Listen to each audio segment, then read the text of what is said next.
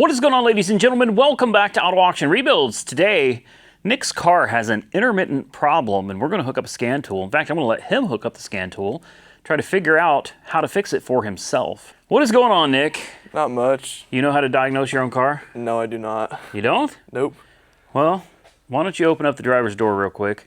All right. And let's see if we can find your OBD2 port. It should be under your dash, and it's going to have the same type of connector as this right here. It's a weird kind of V shape. Make sure you plug it in the right way. You want to tell us what problem you've been having with it? So the ABS light and the truck control light it says that they're off pretty much. Sometimes. Sometimes. Yeah, our whole trip down here you drove. This is a long drive. Yeah. No lights at all. Yeah, but like yesterday, last night when I was going up to Brahms and all that, they were on. Okay, so we need to run the diagnostic and try to figure out what it is. I predict it's just going to be a wheel speed sensor. Hopefully. I don't think it's a big deal. So take a look under your dashboard and see if you can find somewhere that this thing plugs into. They're usually kind of buried under there. Sucks being told to. Yeah. I would do it, but you're younger and, you know, more limber than I am, so. I need to put a flashlight and see if I can see it. You want to fly? I gotta, oh, you're gonna use your phone? Yeah. All right. Let's see if he can find it for himself. You know something else I need to teach you how to do that I forgot? Is What? how to change your own tire. I think I know how to change a tire. I've done it like years and years and years back. Do you remember? You know how to jack up your car and Not that part. the star pattern and, But like getting it off, I do. well, you're gonna have to know how to jack up your car. I'll figure that part out. Yeah, we'll do a practice run at some point. I do not know where it is. Okay, watch out. Let me see. I'm gonna leave the light down there so I can see though. All right. Oh, it's right here. Is it where the... Yep, where your little dongle is. That was called? That's what it's called. It's called a dongle. I know it sounds funny, but Yes, that's a terrible name for it. that's what it's. Of course, somebody's calling me. I know who it is. Come on, man. Okay, is your key in it? You had the key last. Oh, well, then it's probably still in it. We got to turn the accessories on to where all the stuff on your dash comes on. We'll let it sit here for a minute. This will beep and turn blue to let us know that the car is connected and ready to go. And as soon as you hear it go beep, then we are ready to start the diagnostic procedure, and I'll teach you how to do that with my scan tool. All right. All right, Nick, so we've got it all plugged up. This thing automatically detects the VIN number. Come over here so you can see how to do this. You're going to need to know how to do this stuff on your own someday. It automatically detects your VIN number. You just tell it okay. And it knows that it's a 2011 Dodge Charger. And then we do an auto scan, and this is going to scan all of the systems on your car. And if there's anything wrong, in fact, there's going to be a lot of things that won't throw a check engine light. What is it doing? Oh, there we go. Oh, boy. Yep, it's finding faults all over the place, and it's finished. You have 23 diagnostic codes. Oh my God. 23. It says you've got the wrong oil in your car. Are you kidding me? It can tell that? It says P1521, incorrect engine oil type. Oh no, now this is not good. Yeah, this is not good. We have a C2200-49. This is really bad. This is anti-lock brake module internal electronic failure. This is not a little wheeled speed sensor that needs replaced. We're talking like your ABS pump. It's my luck. That could get expensive. Your tire pressure monitor, all 4 of them have now failed, which is crazy because they used to work. Yeah. They worked fine. Now all of a sudden, all 4 of them have failed. Lost communication with a humidity sensor. Lost communication with a compass. It says left low beam control, short circuit to battery. Power steering, invalid data received from the ABS module. Bingo. Then we have passenger mirror control, ECU reset recovery occurred. battery voltage input. Circuit is below threshold. Ah, system voltage. Signal is below allowable range. Okay, these are important. And here we go again. System voltage low for your radio. Voltage is low for the instrument cluster. Battery voltage low, low. Battery voltage low. Okay, so we've got a lot. So here's the thing. We're going to clear all these. We're going to see if any of them immediately come back. I'm betting they won't. We're going to need to change the oil on your car. Okay. Because it says you've got the wrong oil in it. So somebody's, I don't know how it tells that, but obviously the car knows. A lot of these may be attributed to a bad battery. Yeah, you're telling me how good the battery was earlier, $300 battery. An AGM battery is a very good battery, but that doesn't mean it can't go bad. Yeah. So what we're going to need to do is we're going to need to test your battery. All right, so I have a battery tester. Scanning, scanning, scanning. Right there. This is a battery tester. Might as well show you how to use it. Pop your trunk, and we'll go to your battery, and we're gonna check and see if your battery's where it should be. Because if not, we're going to need to put a battery in it. That could very likely be the reason your ABS light intermittently comes on and off. Is because your battery is screwing up. Yeah. All right. Just I use this one right. That's fine. Yeah. Just pop the trunk. Now your battery on this car is in it's honestly a really convenient location. A lot of Dodges back in the day, they put them in the fender. Oh, really? Like in the bumper and the fender. So you had to really take things apart to get to it. Now, it's right back here. You've got this nice hook. This hook is designed to latch right here. And then you've got lights that shine directly on your beautiful AGM battery. And that really is it's like a $300 battery. So you pull your positive cover off and you take a look, and this one says right here, cold cranking amps 850. Good Lord. That's big. That's what she said. All right. 850. I'm serious, Nick. Like it's a big battery. And I'm noticing you got a little corrosion or something here. It probably wouldn't hurt to clean all this up. So this is real easy to use. I can already tell your battery voltage is low. 12.2. This thing should be sitting at over 13 volts. Let's do a battery test in the vehicle. This is an AGM, so scroll down. And then cold cranking amps are 850. So basically just hold the up button and let it ride until it gets all the way up to 850. It's going to take a minute. Last thing I tested was my motorcycle, which is much smaller. Okay, here we go. 25, 30, 50. I will bet you money this is going to be a bad battery. System noise check. Oh, turn off your ignition. Just push the button once. Just push the stop button? Yep, just push it. Everything in the car should turn off. Yeah, we've got too much of a draw from all the electronics in your car. Do it again. Or open your door. Open your door. And then, there you go. Now close it. There you go. It says the battery's good, but it needs recharged, and that's a problem. So let's do this again.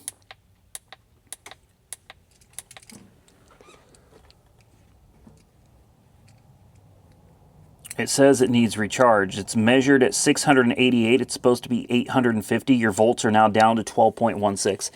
So even though this says that the battery's good, here's what we're going to do. I'll tell you what we're going to do, Nick. We're going to check your alternator's output real quick. Go ahead and start your car.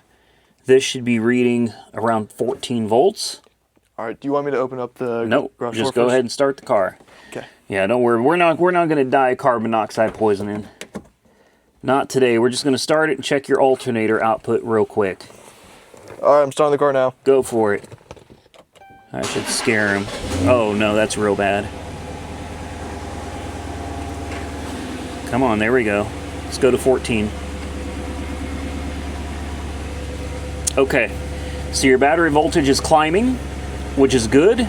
You really should be right around 14 volts, and right now you're at 13.94, 92, 95. That's fine. 9.6, 9.8, 9.5. Okay, what we're seeing is when you try to start the car, go ahead and shut it off. When you started your car, your battery voltage dipped to 10 volts. Oh, okay. That will wreak havoc on all of the components in your car. All of them. 10 volts is not enough. So what's happening is this car is not like one of my old cars, my old-fashioned cars. You know, they don't have any fancy electronics. This car's got modules for every door. It's got modules for the radio, the instrument cluster, transmission, the engine, the airbags. I mean, this car has a module for literally everything. The stereo has its own module. So what's going on is when you crank the car, it takes a lot of juice to crank over this Hemi. Yeah. That draws down the battery. Well, that battery is not holding enough charge to keep it above 10 volts. So when you were cranking, it dropped down to 10. And once it hits that 10 volts is kind of a bad place to be.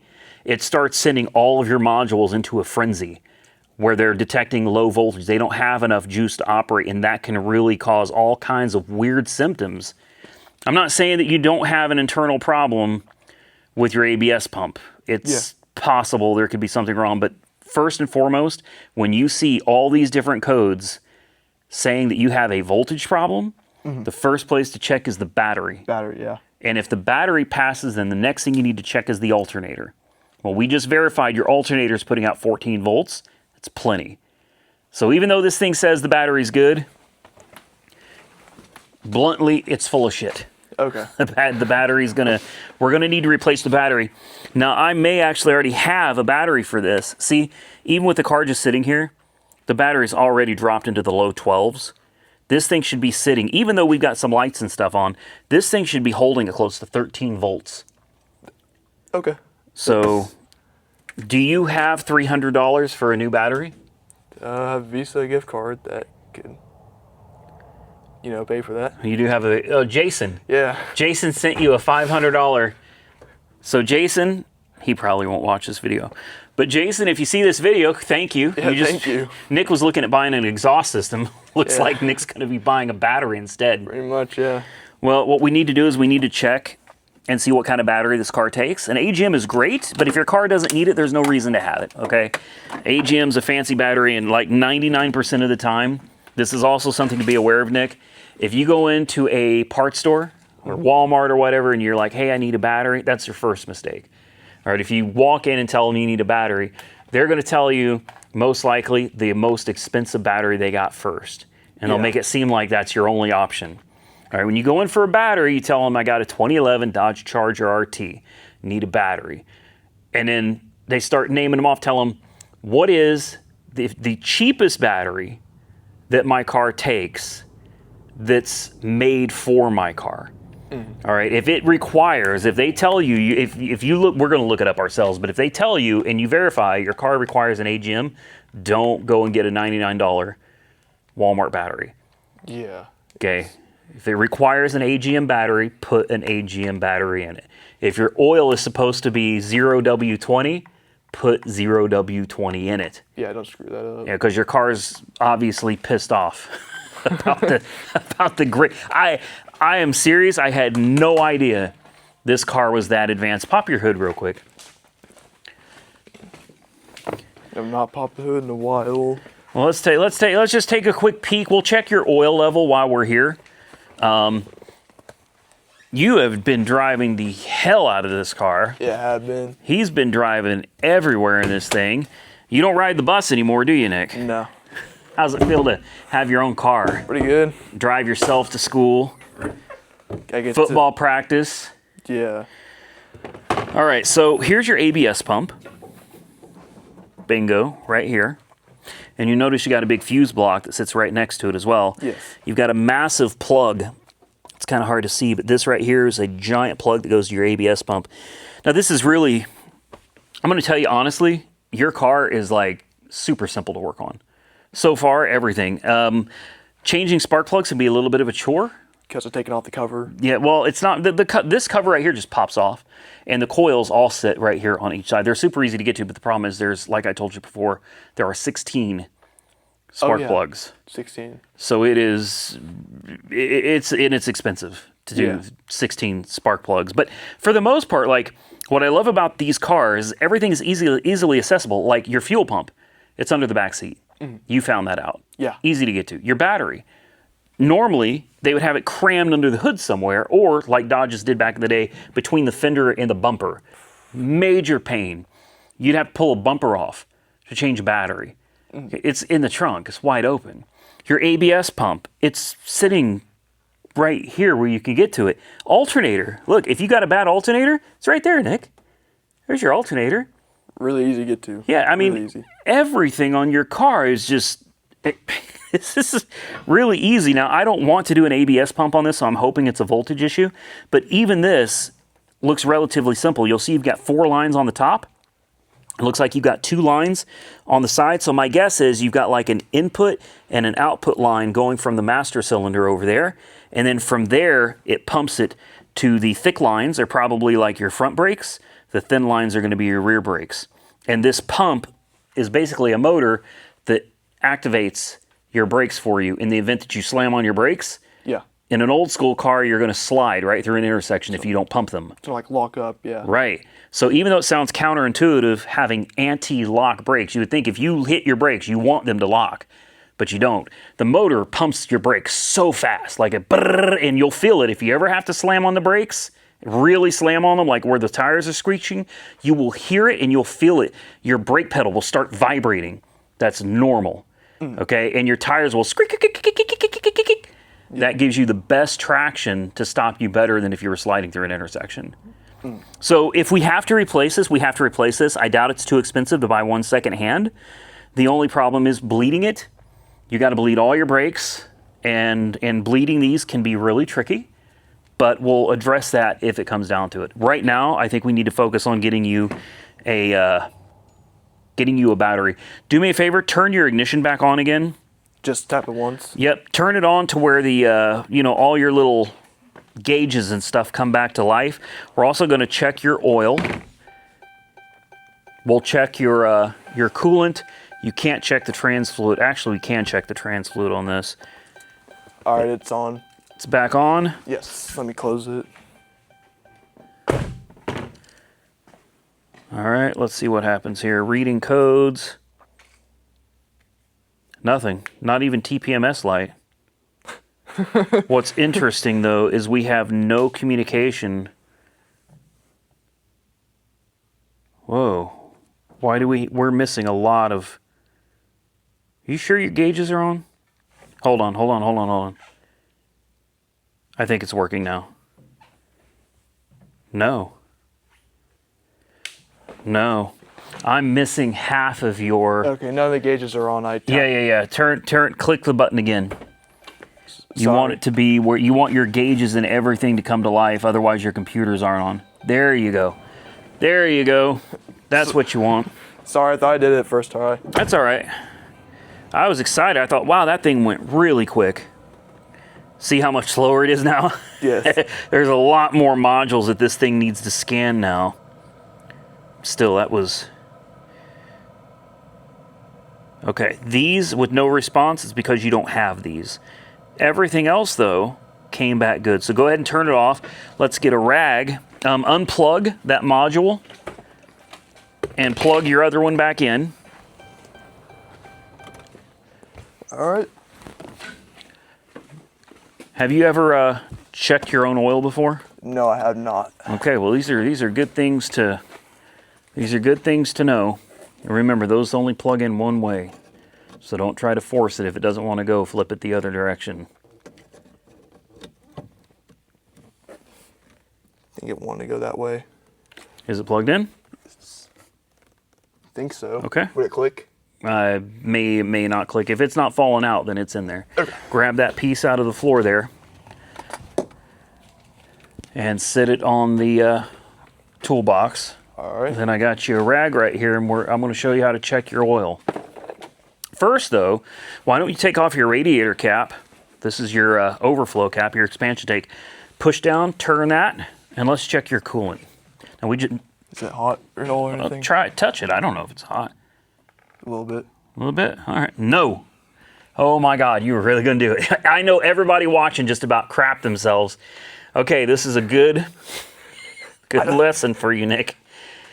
If you try to open that when it's hot, it will explode. Okay, it's under about 16 pounds of pressure, and that is boiling hot coolant. Okay, we just got done on a long drive cycle. That stuff is going to be 190 to 200 degrees.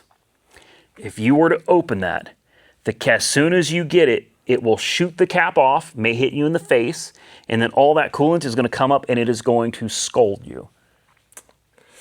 Never, ever, ever read what this says. What does that say? Do not open while hot. Okay, so reading things is important. Don't ever just take my word for something because you get hurt. Hey, you're the mechanic here. I'm doing the mechanic side. I was scared because I saw it actually turn some. Yeah, you actually turned it a little. I thought, oh my God, your mom would kill me. I'd go to jail. I'd have social services over here. Yeah, so never, ever, ever check your coolant hot. And in this case, you don't need to take the lid off. Check this out. You've got some lines. In fact, they even wrote one right here. See a little yellow line there? Yeah. And you see over here, there's two different lines. One says cold and one says hot. All right, cold and hot. You want it between these two lines right here. Oh. So if you shake it, in this case, you kind of have to shake the whole damn car. Honestly, I think you might be a little low. Let's just, God. There we go. Be very, see, I know what I'm doing, so I can do this. All right, now it's loose. We have no pressure on the system. Bang! No pressure on the system anymore. This probably takes some generic coolant. I'm going to go ahead and I've got some coolant that should mix with just about anything. This is your oil dipstick, this yellow one. Yeah, y'all right. All right, so climb up here, pull it out. Is it gonna do something crazy? No. This one's not. Bang! No. I should have waited for you to pull it out. Pull it all the way out. And then wipe the end of it off. Take the rag and just kind of wipe this whole thing. Wipe just wrap it around and wipe it all the way down. Like in one fell swoop there. There you go. Now stick it back in the hole. And you'll push it all the way back down again. Sometimes you got to give it a little help sometimes. I don't want to break it. Yeah, if it gets flimsy, grab it from the metal and push it down. Okay, now pull it straight out. Don't turn it sideways. Keep it straight up and down. Otherwise, you'll get a false reading. Bring it out here, away from the car so you don't drip oil all over it. Don't put it on the rag.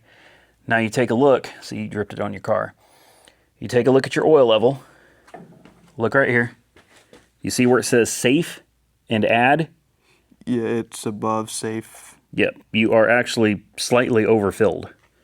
So wipe it off so you don't drip it on your car. Put it back in.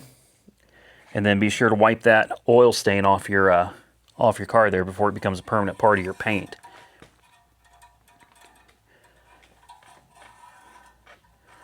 All right, so we know we need to change your oil. So that's something that's in your immediate future. I think we need to get you a battery. We need to get you, what does this take? Like 520 or, yeah, 5W20. If I have some here, we can change your oil real quick.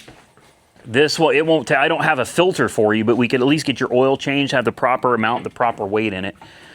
I've got 530, dang it. 1030, 1030, 1030, 530, 1040, 2050. Yeah, I don't. 520. Bingo, Nick. Oh, wow. I got a full, yeah. And this is synthetic blend. That's pretty good oil. You want to change your own oil? Yeah, I'll try it out. Hey, it's some maintenance day today, man. This is a maintenance day. All right, we're gonna have to get your car up in the air. Let me grab a little coolant because I am gonna put your coolant up just a little bit. Let me put this back on his expensive AGM battery. Close this up so we're not draining the battery.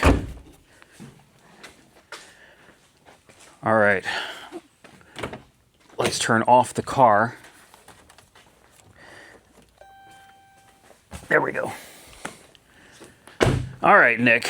So now we're going to put a little bit of coolant in it. I think I have some. Do you see any yellow jugs of coolant over here? No? No. All right, guys, hold on. Let me get him some coolant. All right, so I topped up your coolant. You weren't too low. I'd say maybe a couple quarts low on coolant. Now for your oil. So the first thing you want to do before you ever, and this goes with anything on your car, whether it's transmission or oil or a rear differential service, there are fill plugs, there are drain plugs. You want to make sure that you can pour new fluid in before you drain the old fluid out.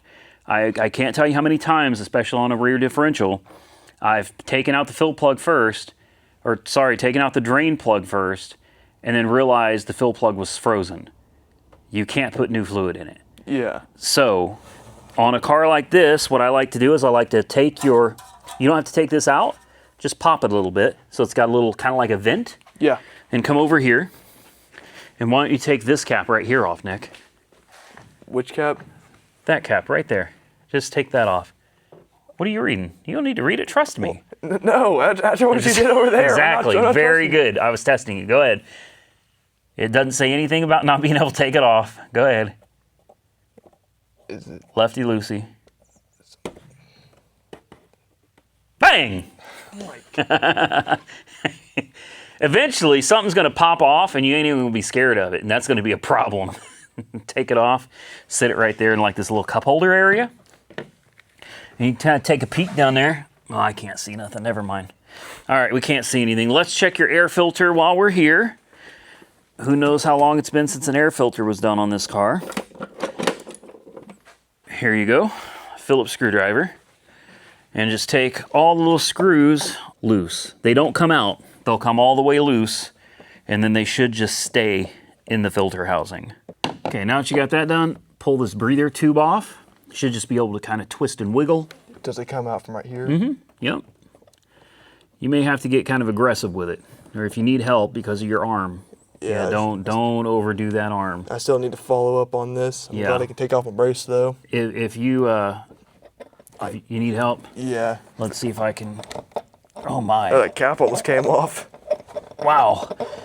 Oh. Okay, grab me a. Actually, I'll get it. Did you notice that the cap was going up a little bit? Yeah, the engine cover. Yeah, engine cover. Sorry. So when they're stick like this, just kind of get behind it. Didn't we just take this off? Yeah. To do your headlights? You said it didn't look that bad at that point. We didn't check the air filter. I don't think we did. Or yeah, we did, didn't we? Yeah. Didn't we already did this? Nick, damn it! Why didn't you tell me that we already done this? I wanted to check it again. No, in 2 weeks, ain't nothing changed. Oh, we didn't check it, Nick. We took the whole assembly out. We didn't open it and actually check. So, how the hell does this work? Oh, there we go. Oh, there's a rat turd. Oh my. That's not a rat turd. That is a rat turd. Yeah, I'm not kidding. Hold this up so it doesn't fall. That's like a world record rat turd. That is a rat turd. We're not talking about a mouse. We're talking about a rat. Oh, there's rat turds inside too. Yep. That, seriously. Yeah. You're terrible. You're terrible. Well, let me get a flashlight, Nick. Your car's got rat turds in it. You just threw it at me. Well, I threw it towards you. Oh, if that thing got in there, he had a oh yeah, there's another rat turd right there. Wow. Fun. Okay, did he chew up the... No? So if you need to know if a filter is good, hold it up to a bright light, and you should be able to see light shine through it. If you can see light shining clearly through it and it's not full... it's not full of crap, literally full of crap, you're good. Okay, your air filter is in great shape. So this is a little tricky. It's got tabs on the back here, and you got to kind of bend it down and get those tabs to fit inside of these right here. See if you can. It's kind of a PITA for me, but I think you got it. Yeah, shove it down there. Show it who's the boss. Let me move back slightly. If you need to, you can punch it. No, I'm kidding. I'm not. Don't punch it. Don't ever use a nipple like that for leverage. it can break. Yeah, it will snap clean off, and then you'll be getting a whole nother intake. Yeah, hold the camera. Let me see if I can do it here. Let me like adjust it. Here, I'll take the light. Let's see if ASC. I've got my YouTube mechanics license here. Come on. Oh, so close. I've got all of them in, but this one. Let's see if we can just kind of.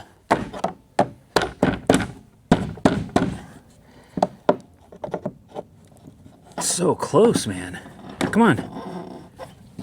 Come on. Okay. I hate Dodge.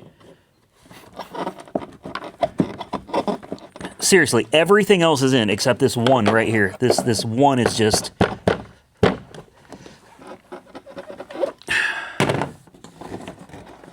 Really? You know what I'm tempted to do? I'm tempted to rip this whole damn thing out. Doesn't it just pop out, or? Let's see if these come out. Take these out. Maybe these are getting in the way. There we go. Let's try it without those.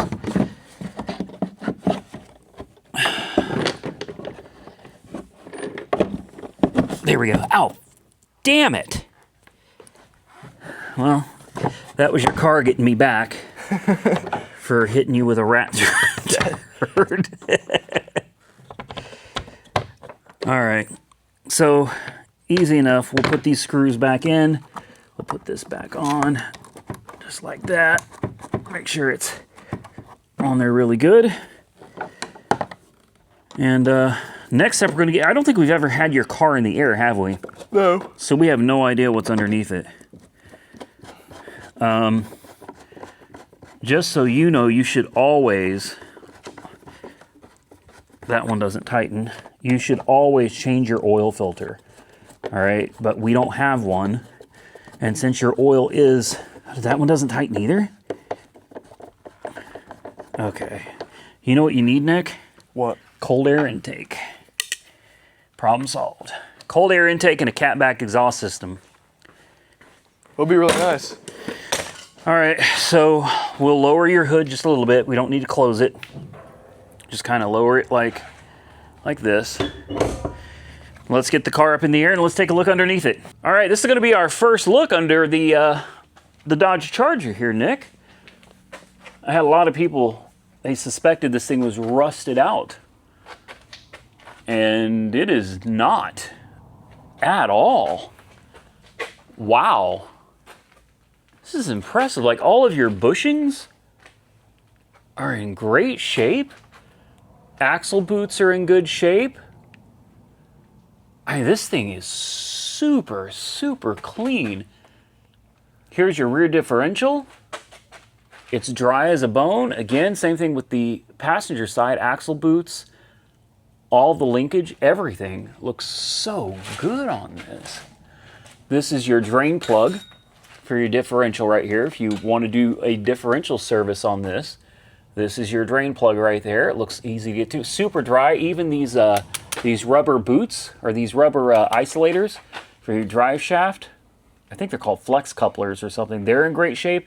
Your mount for your rear differential, also in great shape. And here's your fill plug on this side right here. Nick, this car, I'm blown away. I didn't expect to be this nice underneath. You know, it's gonna be a little bit rusted at least. Remember we were talking earlier about getting you a pipes Yeah. catback exhaust?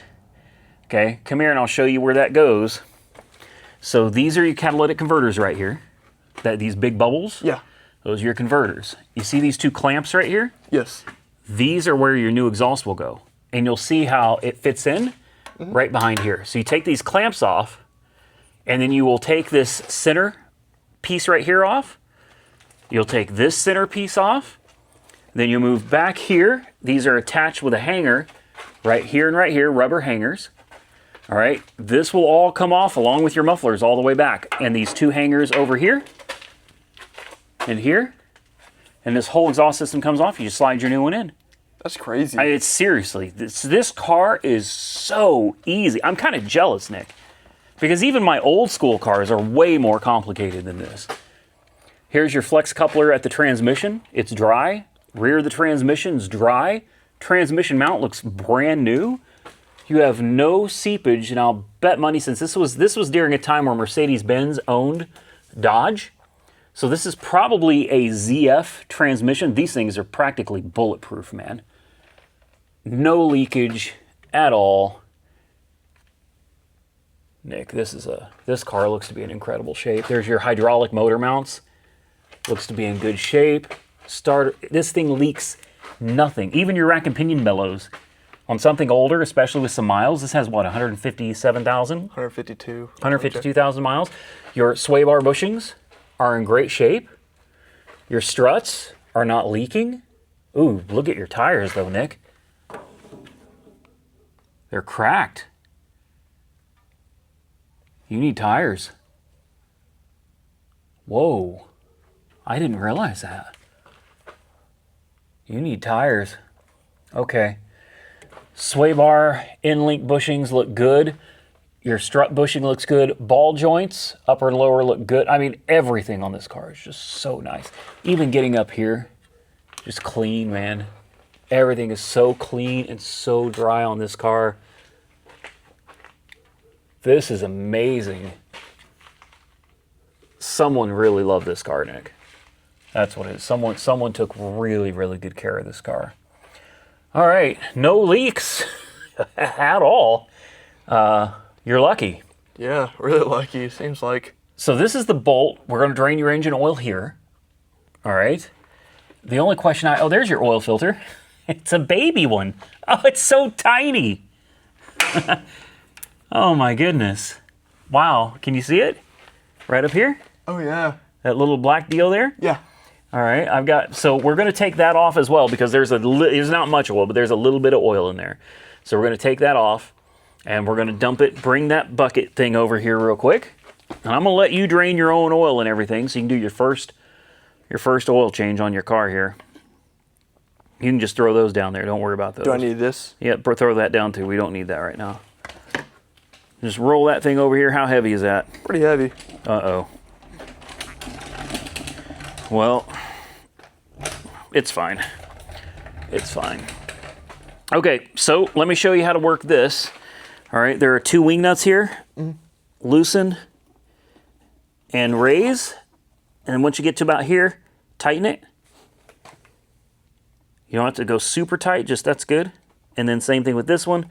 Loosen it, raise it till you get close to where you want it to be. Then tighten it, just finger tight. And then you're going to want to bring it back some. And then we got to figure out what size this is. Typically, when you let this open, it's going to kind of shoot out. So you don't want to have your pan way over here. Do you want to, like? Yeah, you want your pan to be definitely out a little bit. I'd say about right there.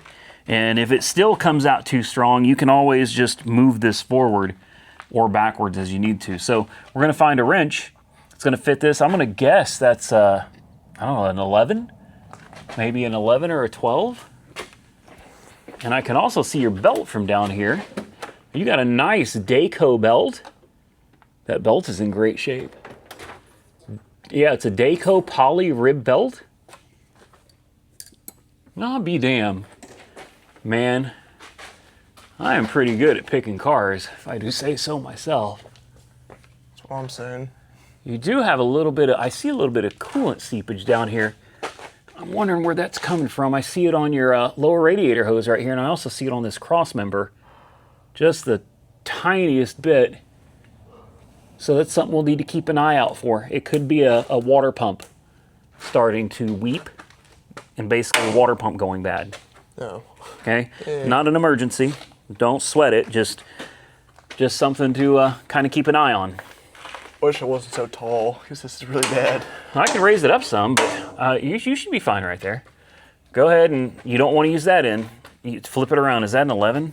It's an 11 millimeter. That is tiny. That ain't going to be it. Try 13. Sorry, Nick. That was my fault. That's all on me, not you. Yeah, I bet it's a 13.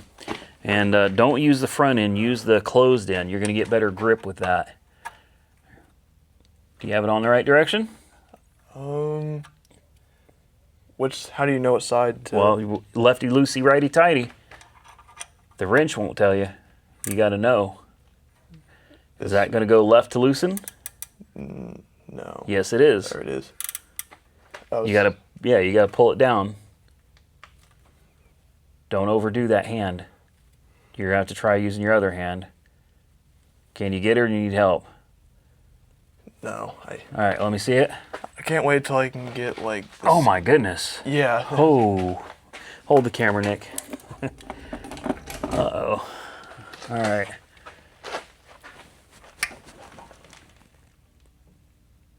Did you break it? No, it's not budging. Ah. So I'm not crazy. No. Uh-oh. Don't you have an electric one? That ain't gonna. Yeah, you don't use electric on an oil pan bolt like that. No. You got to be very, very careful with these things. It is so easy to break them. So we'll try more traditional methods. This time I'll use something that's a little bit larger. This is my little breaker bar here, and there we go. See, just like that. This is not something you'd want to put an electric impact of any sorts on. All right, I'm gonna let you have back at it. See if you can finger loosen it. Give me the camera back. You go ahead and try to finger loosen that there and see what happens. Didn't you put the wrench back? Yeah, just use your fingers. Yeah, once it's loose, see? Ooh. It's a little warm. You'll be all right. Don't be a panty waste, Nick. There you go. Look how easy this is, changing your own oil. Yeah, it's gonna explode out though. Yeah, probably. That's why I moved out of the way. You ain't. There you see how perfect I nailed it, Nick. Oh, that burns a little bit. Look at it. I nailed it. Hell, you were due for an oil change, Nick. That burns a little bit. Yeah, it's all right. Put the bolt up here. Set it down. Don't hold it in your hand. You're gonna burn yourself. Get a rag. Wipe your hand off. Get that hot oil off your hand. There you go.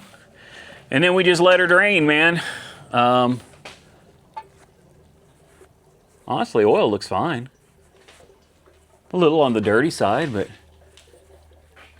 it's honestly, it's not that dirty. That oil's not that dirty. All right, let's get the oil changed. We'll let this drain, and I'll show him how to take the oil filter off. And then we'll get ready to fill her back up. Glug, glug, glug. Didn't I just show you a great trick? Yes. For taking off your hot oil filter? Yeah, you didn't get any of it on your arm or anything. Nope, not a drop. And that's a factory Mopar oil filter too, Nick. That's good. That means somebody was getting the oil changed at the dealer. And I do remember when I ran the Carfax on this car before I bought it for you, I checked, and this thing has been dealer service its whole life. Okay. Everything. Oil changes, transmission changes, transmission fluid changes, rear differential service. It's all been done by the dealer. So that oil filter is a clear example of this thing being treated right by the previous owner, who obviously loved it very, very much. And if I remember right, this is also a one-owner car, which is another reason I loved it too. So what I showed Nick is I used to be a lube tech. Don't make fun of me. I won't. There's people make jokes about lube tech. Okay, listen, I was a lube tech. That's where I started out doing mechanic work, was changing oil. You learn pretty quick some tricks to keep from burning yourself, because these cars roll in hot, and you got to change the oil and the oil filter hot. All right. So on the oil filter, you get up there and just twist it loose, give it a good 2 or 3 spins, get your hands out of the way when they drop straight down like this. And as you can see, it's already pretty much drained everything out. Now there's still going to be some at the top. So when you grab it and turn it, you got to be careful that you keep it level, because if you tip it, well, you're going to get oil everywhere. So let's see if I can do it without burning myself, all right? Here we go. ASE Master Lube Technician, Randy Shear at your sir. God dang this. There we go. And right there, it is a, boy, that's a lot of numbers. Well, it's a Mopar. That's what's important. We'll leave that upside down for it to drain out. And you kind of see exactly the color of the oil. It's a nice golden. It's definitely not fresh, but it's a good color. Your oil looks good, Nick. Good. Nick, I'm burning right now. Are you going to help me or just stand there and swim? No, I'm kidding. I'm kidding, Nick. I'm fine. Grab me a rag. I'm going to see. I've got a bunch of Wix oil filters up there. I'm going to see if maybe I've got one that'll interchange with your car. Oh, okay. And if I do, we'll put a brand new oil filter on it too. All right. All right, car is back on the ground. We had to reuse the old oil filter. I got some Wix filters over there. Unfortunately, I didn't have the one for him. There's a safety latch. You got to reach in there and pull the safety latch up. It's good that we're showing you this because these are things that you're going to need to know if you ever have a problem with your car, if you ever broke down. Now you know where your battery is. You know how to check your oil. You know where your coolant level is on your bottle. And your transmission, in case you're ever wondering, Nick, your transmission, in fact, if this comes off easy, we can check it now. This is a weird star pattern. There's a clip. Yeah, they've still got the clip in it. I can't remember how to do these. For dealer use only. This star thing, I can't remember how to get these things off. There's a trick to it. But anyway, this star thing right here pops out, all right? I don't think it spins. Or does it twist? And it has been so long since I've worked on one of these Dodges, man. Slash Mercedes-Benz slash... Oh my gosh, okay. You know what? Let's leave it alone or we're gonna break something. But I have a special tool right here. You notice it's sitting right here? Yeah.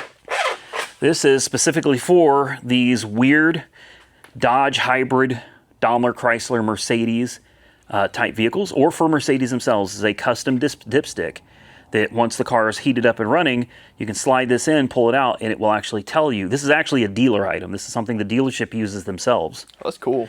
Unfortunately, like I said, I don't remember. It doesn't help much because I don't remember how to check how to get the dipstick tube cover off. Okay, now you'll pull your dipstick out. All right, you'll lay it down somewhere safe. We're gonna need a funnel. Right there. Let's get a bigger funnel than that. Bigger funnel? No, over here. Okay. I got the funnels. Typically, I keep most of my funnels over here, and I've got one that I use for oil right there. So the first thing you're gonna do before you use the funnel is you're gonna look and see if it looks clean.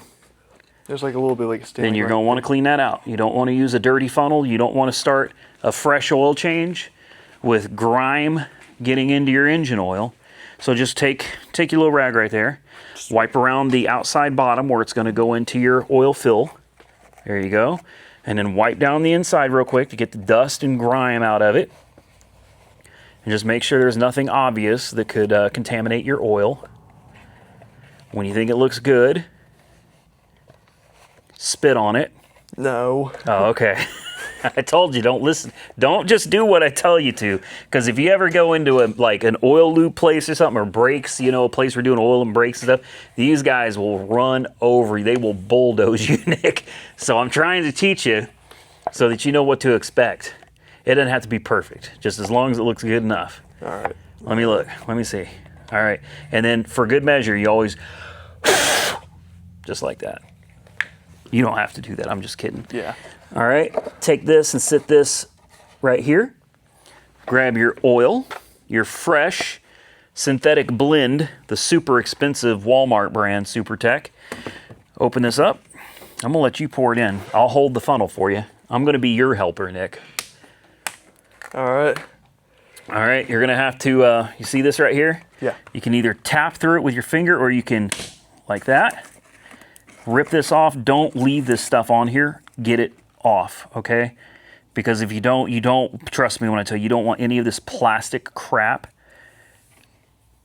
There you go. Getting into your oiling system and plugging things up. So I'm gonna hold this right here. Don't spill it. There you go. Just glug, glug, glug. Let her rip. Not too much. Keep a nice, kind of decent pace. And that should be a gallon. So it should be 4 quarts. We need to Google after we do this how many quarts of oil your car takes. I'm betting it's probably somewhere between 5 and 6. We'll get that oil changed and we'll be ready to fire it up and make sure it still runs right. We just had an interesting interaction, kind of a battle between ChatGPT and Apple AI. Mm-hmm. Let's see what Apple says, because I'm guessing this thing takes like 5 quarts. Let's find out what Apple AI says. Hey Siri, how many quarts of oil does a 2011 Dodge Charger RT take? Like a 4-cylinder engine needs a minimum 5 quart of oil, and a 6-cylinder motor requires at least 6 quarts of engine oil. This is from fastarfer.org. Nick, how many quarts of oil did ChatGPT say your car takes? 7. 7. Now let me ask you something. I mean, you're no expert on cars. You're young and new to automobiles. Yeah. Have you... directly save oil for your... Shut the fuck up, you piece of shit! Sorry. Anyway, when's the last time you heard of a 4-cylinder Dodge Charger RT? I don't think I've ever heard of that before. I don't believe they exist. I know for a fact 2011 does not have a 4-cylinder variant of a Dodge Charger, especially no Dodge Charger RT that I'm aware of was ever made with a 4-cylinder engine. So, okay, it's nice though, Nick, because we know for your car, we need at least 4 quarts of oil, maybe 5. Maybe. And ChatGPT says how many? 7. 7. There's a big difference between 4 quarts and 7. Yes. You know? Yeah, I knew when as soon as I heard that, I knew that she was full of crap. Okay, so here's what we're going to do, Nick. We have put the entire bottle, the first bottle, oh, those are not gallons. Those are 5 quarts apiece. So we put 5 quarts in it already, and then I filled it, I probably went through, I don't know, 1.5 quart, 2 quarts right here. So what we're going to do is we're going to take your dipstick after we wiped it down again, make sure it's dry. Before you start your car, check your oil level to make sure that it's, at least in the safe zone. All right? You see how clean it is? Yeah, it's pretty clean now. It's definitely in the safe zone. All right, so here's what we're going to do. We're going to put this back in. We're going to take this out. Take your cap and put it back on.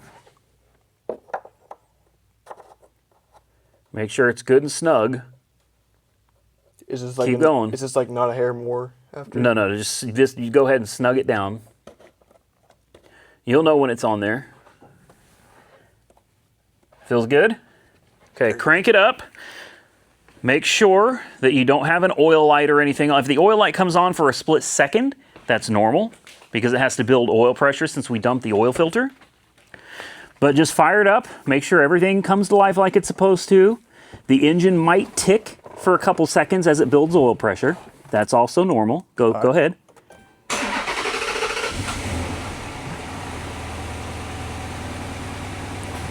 I didn't hear anything. And all the lights are off now. Even your tire pressure lights? Yeah. I guarantee, well, I would bet money the TPMS lights will come back on. Hopefully nothing else will, but I think you're going to need a battery. And until we get a battery in it, you're probably going to continue having problems. And you may even have problems after that, but the battery is obviously weak, and that is the first thing we need to address. So we'll get a battery in it first, and then if we continue having problems or symptoms, we'll just go down the rabbit hole of chasing them down and trying to resolve them one by one. Okay. All right, shut it off. Now come out here and check your oil. And if I did it right, which, as I said, I am a YouTube certified master mechanic.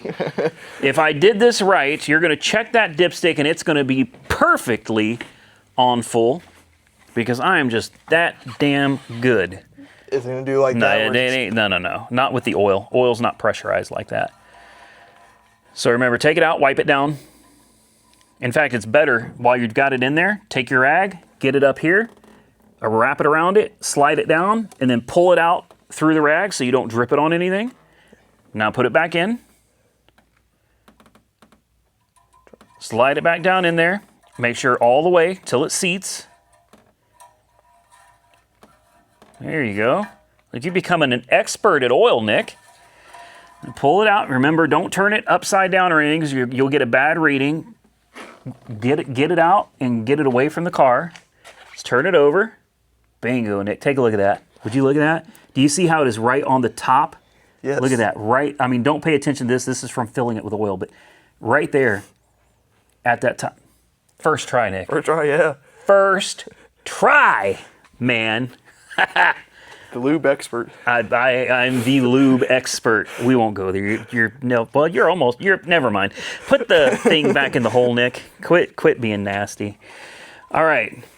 Now, we've got your oil changed temporarily. Obviously, we're going to go back and we're going to do it again. We'll probably go with a full synthetic. This is a kind of a semi-synthetic. We'll go with the full synthetic oil. We'll get you a Wix filter. That's just my preferred brand.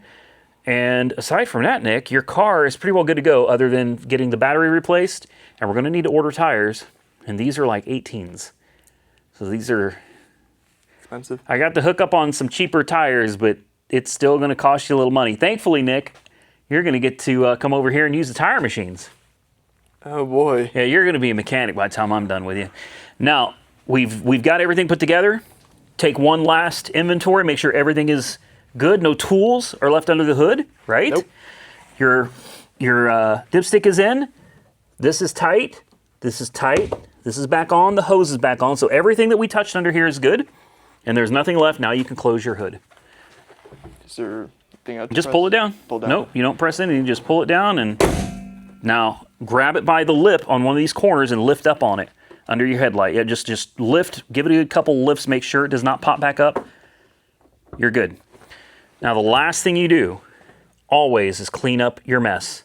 Clean up your tools. Take the rag, wipe the outside, wipe the inside. Take anything that's left over, put it back on the shelf where it belongs. Come over to all the tools that you used today. Give them just a quick wipe down. Put them back in their respective places. And we're done. Sounds good. You just did your own maintenance, Nick, with a little help from me. Must help from you. Hey, you got to learn, right? You gotta start from somewhere. Yeah, I'm proud of you, man. I'm glad that we got the car on lift. This was Nick's idea today, by the way. This video was not my idea. No. Nick, you're going to run this channel someday. Forget being a lawyer. You don't want to be a lawyer. You don't want to go to the military. You want to be a YouTube star, right? Nope. No. That's paid your way for the last 10 years. No, if I get on here, you're gonna lose all your viewers. No, actually, Nick, whoa, I just about busted my backside. Honestly, Nick, my viewers love seeing you. They love seeing you on the channel. They really do. And I enjoy it because we don't get to spend much time together. Yeah. You've got football and I work 12 days a week, 30 hours a day. So we just don't have a whole lot of time. So it's nice to come out here and, tinker with something. You got yourself a new car. This is something that you and I have in common now. Yeah. Because this is something we can both do. And are you going to keep these wheels or are you going to swap them for something different? Talking about the rims and all that? Yep. I like the factory rims. You're like, okay, well, if you like the factory rims, then we'll just start looking for tires. All right. Because there's no point in spending hundreds of dollars on tires if you're going to turn around a little bit later and change your rims. It's just you're just throwing money down the drain.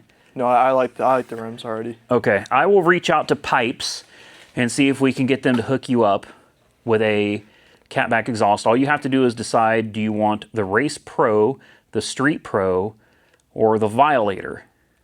So you give that some consideration. You know what the Violator sounds like. That's really, really, really loud. Yeah, I believe I have the Race Pro. Pipes has already sent it to me. The Race Pro is coming for the Camaro.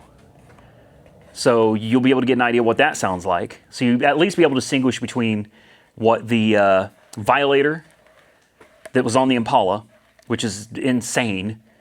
If you want crazy, get the Violator. They call it. Their slogan is like waking up your neighbors since 1980. Yeah, yes, that's the one to get. But I'll see if Pipes is interested in maybe sending us a little exhaust for this car. We'll look at tires and we'll look at getting you a battery. Hopefully, with all of that done, this car will not give you any problems. Hopefully not. Yeah. And keep your eye on the coolant. I would say every week you should pop your hood and just take a look at your coolant bottle. And make sure it's in between the two. Make sure it's in between those two marks. And if you see it going down, we have to keep an eye on it because I can clearly see that somewhere it's not pouring out, but you have like a drip, an occasional drip. And it's been doing that for a while because it is stained up down there. So we're going to want to keep an eye on your coolant. We're going to come back. We're going to do some more maintenance to Nick's car. Did you have fun today? Yeah, I had fun. I had fun too. You ready to drive home? Yep. All right. Maybe he stops at Taco Bell for... Actually, yeah. You want to stop at Taco Bell? Yeah. I probably shouldn't eat anything. Maybe I can get a soft taco. I got to be careful what I eat. Yeah, I get you, man. Yeah, I'll get a soft taco. Guys, listen, if you enjoy this type of content, and you guys say that you do, let us know by, hitting the thumbs up button. And maybe we can come back and do it again. This was an impromptu video. I wasn't making a video for you guys tomorrow. Tell them. Yeah. What did I tell you? I said they're not getting a video tomorrow. Yeah, that's what you said. I haven't been feeling all that great today. Just kind of, not really feeling like doing much today. And I've been working my backside off for weeks. I'm tired. And I said, you know what? I'm just not making a video tomorrow. And Nick was like, hey, do you want to go take a look at my car? And I was like, yeah, of course I want to take a look. When he gets excited about something like this, man, I'm excited. So thank you to Nick. You're welcome. You guys have a video today. Hope you enjoy your Monday. Stay safe out there, everybody. I look forward to seeing y'all again very soon in the next one.